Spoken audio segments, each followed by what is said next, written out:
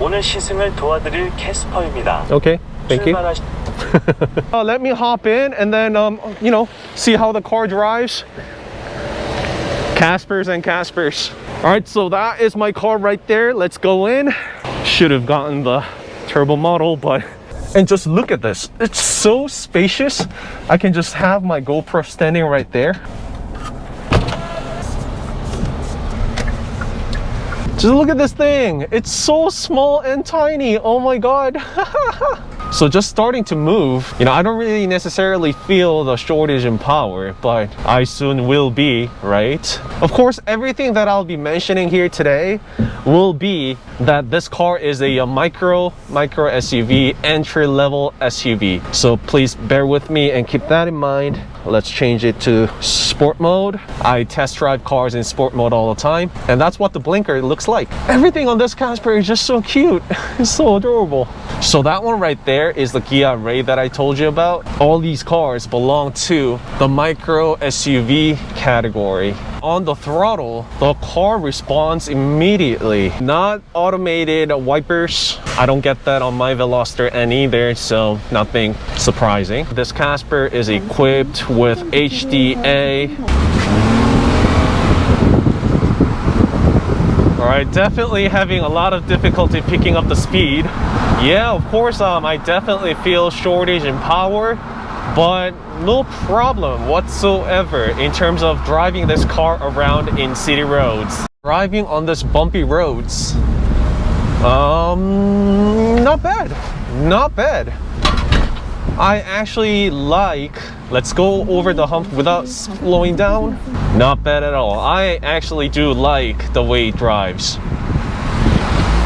And of course, there's that thing with coming from the short wheelbase and super small tires and all. Counting in those factors in, this is a great car. And big hump? Not bad, not bad. I think I found the perfect road to test out how it feels like on bumpy roads. And look at this, uphill when you need the power. Yep, this is what you get with naturally aspirated engine. I got lucky and I actually changed into the turbo model. So this now is 1.0 turbo. We'll see how this car performs. All right, so this is the start Gymkhana course right here. You can test out and feel Casper thing. Look at this. It can maneuver around this tiny places because the car is tiny. You can test out the rear parking, reverse parking. Okay, I missed out big time. Well, you know, I can see and definitely the problem with a 4-speed transmission. Yeah, the transmission kicks a lot due to the nature being. You know what? I think I can test most out of this on this course right here. Casper being this agile, tight, nice little cute cars.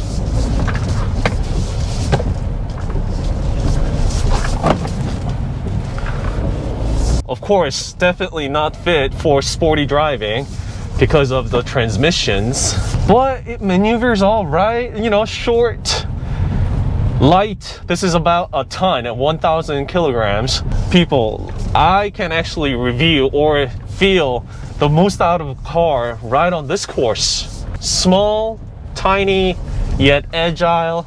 You can take this car to very tight cities where your parking space is limited, and also you can actually squeeze through right here and you can exit out on the passenger door too, just like how it was on Ioniq 5. I'm trying to drive it like I would on a track, but I'm running short on the turning radius, or excuse me, the steering wheel. Oh, just so much fun to drive this thing around. All right, so enough of this. Okay, we're talking now. So this is definitely turbo. The 1.0 naturally aspirated engine. There was a very large space of power lacking. Definitely, you have to get this car in turbo. Must. No argument there. Because it's only about $800 extra in order to upgrade this car into a turbo model. So definitely go with a turbo. This is by far the best. Okay, turbo kicks in. All right, let's see how it does on flooring. All right, so I'm not racing, just it's the engine trying so hard, just so you know. I don't know why, but it's also fun to drive as well. I don't know why, but I love this car just so much. Feel the power like that. Okay, so you get the power on the uphill as well, whereas with the NA model, you didn't. I literally was climbing up the hill. I could feel every bumpy roads and road conditions on my way up. It was like that slow. Not the case with a turbo model. Oh my god, you have to get a turbo. You must, okay? So again, something that I have pointed out, goes over the speed bump, like super easy. Let me stop the car right here. There's no one behind me. So starting uphill, see how it goes. Like this is super slanted. Full throttle, wheel spin.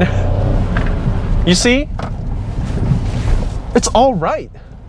It's all right. You have all the power. Again, please pardon me. Don't know why, but I just am too excited. I think this is gonna be another beautiful road.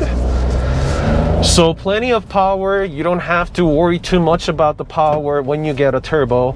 There is no power whatsoever. It only gets the car moving when you get the NA model. So keep that in mind. People right there, that's a Venue. And then that car had the title for the smallest SUV before this cute Casper came out. This car being a turbo, I can definitely feel the heat coming off from the engine bay.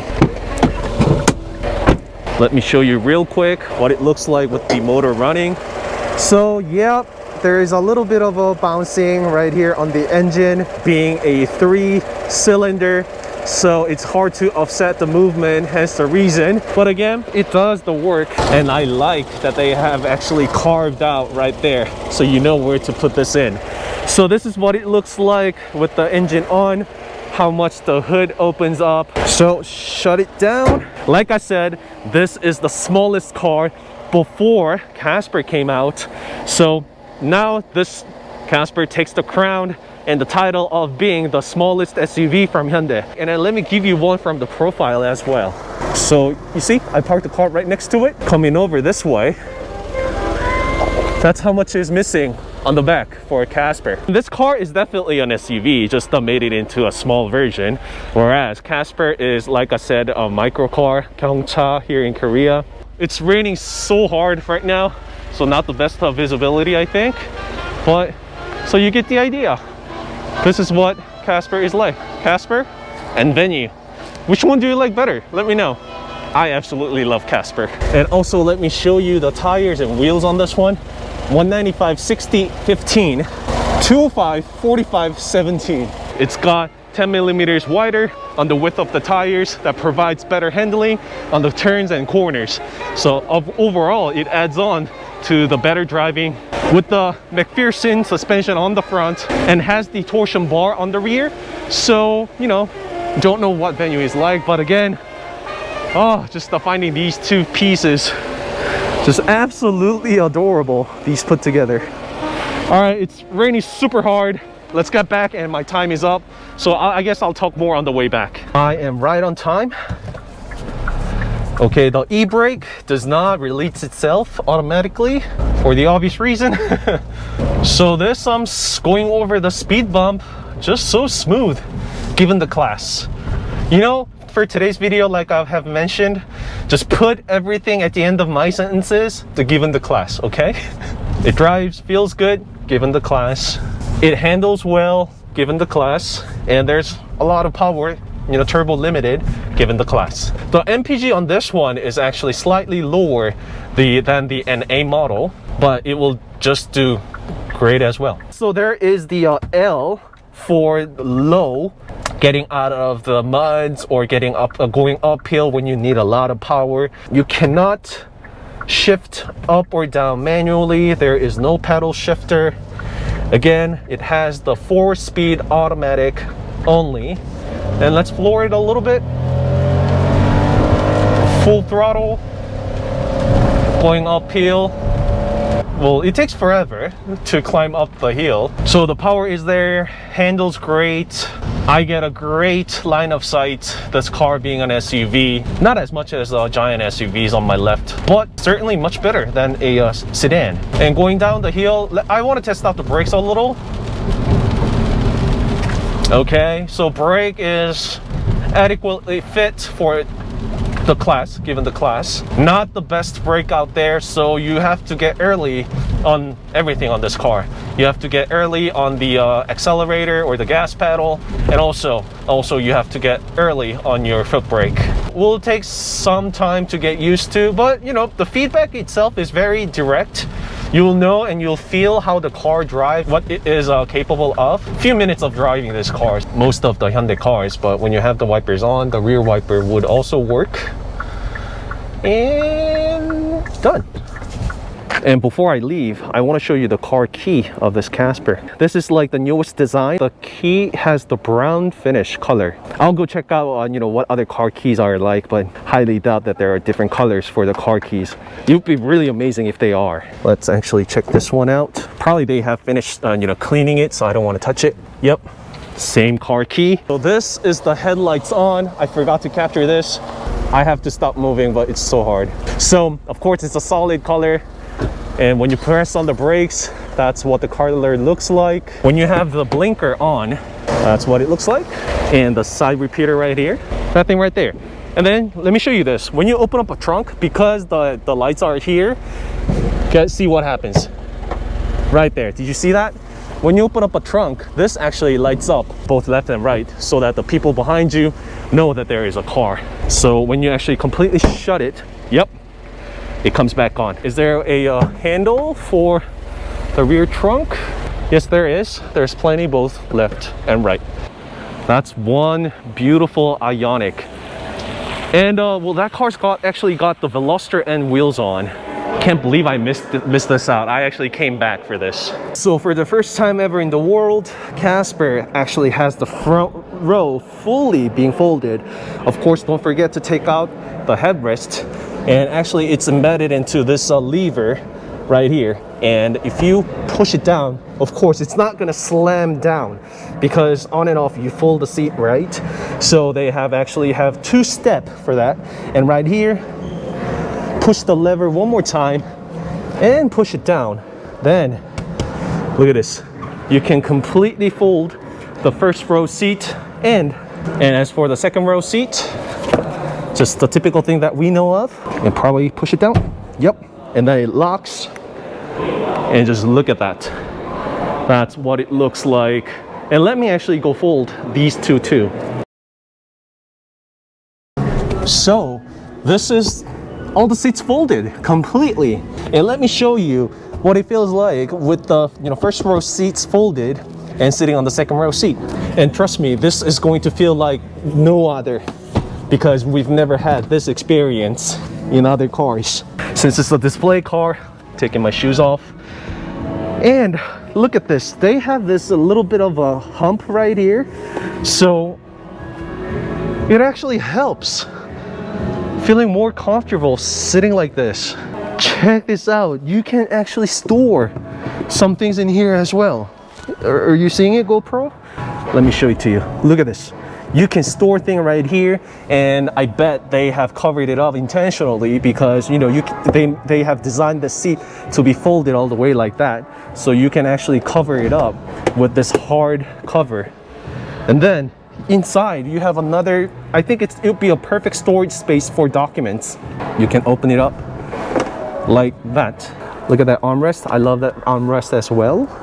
Yep, and this actually moves as well, of course.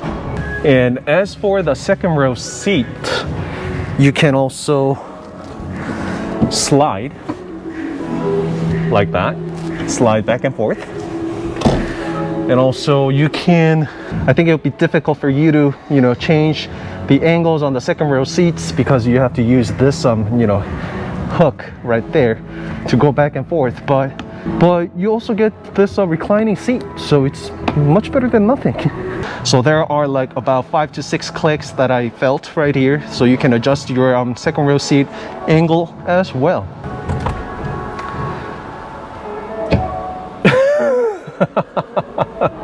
Look at this. You can go all the way back. All the way back. Wow. Like it was on Ioniq 5, wish there was a vision roof. Of course there won't be a vision roof, but it would be amazing if it did.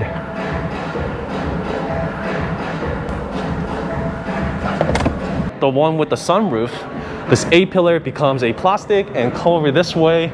The one without a sunroof is actually finished in body color matched A-pillar right here.